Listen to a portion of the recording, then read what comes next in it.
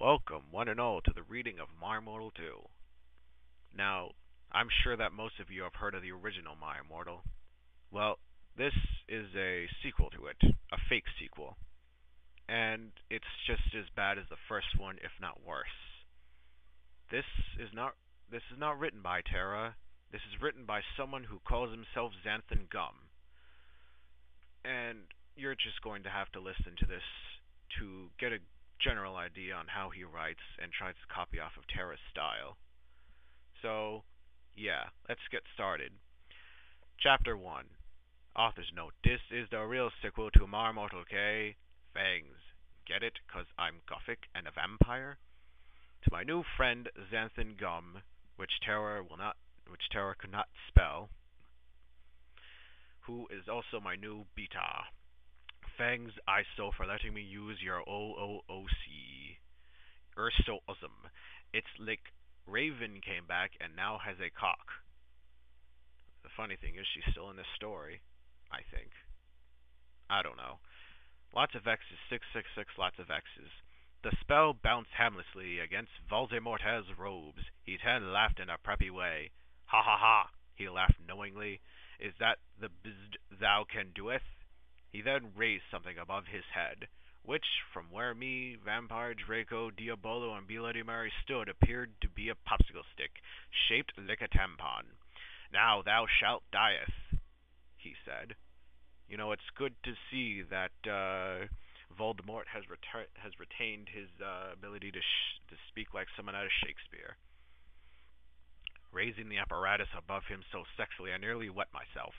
Vampire and Draco cried fervently. Diabolo ran off suicidally.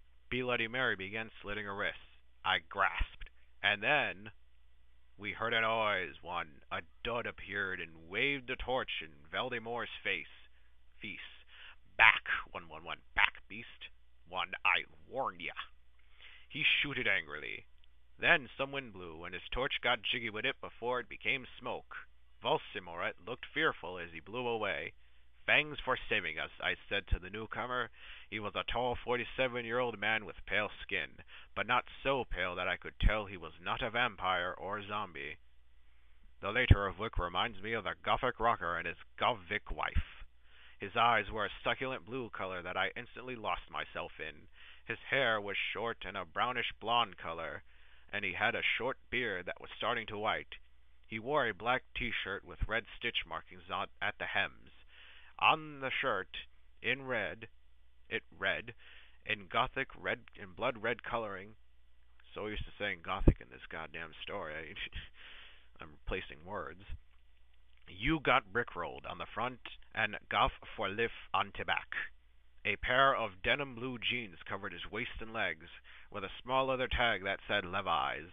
He had on blue socks and some white tennis shoes with red markings on them.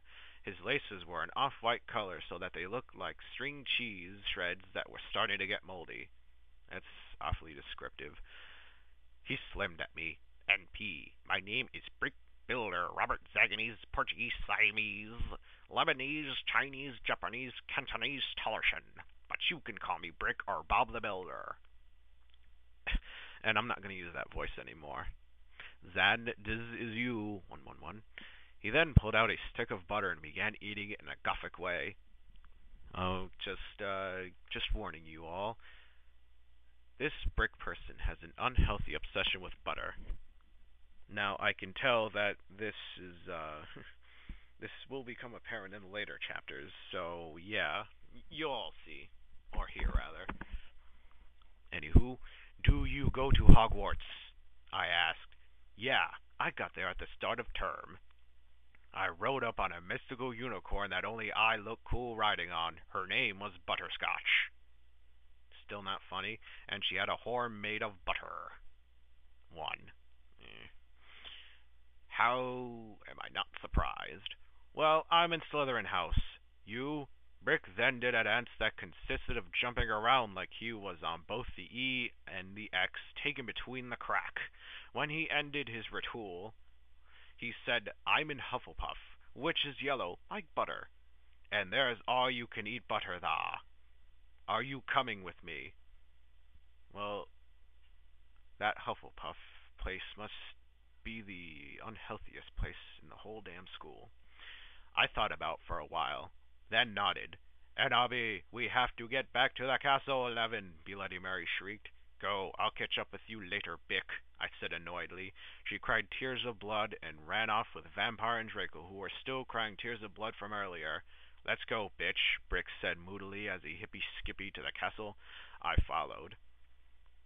End of chapter 1. Oh. Well, I live by the term, it's not going to get better, it's just going to get worse. And with this fanfic, the saying is true.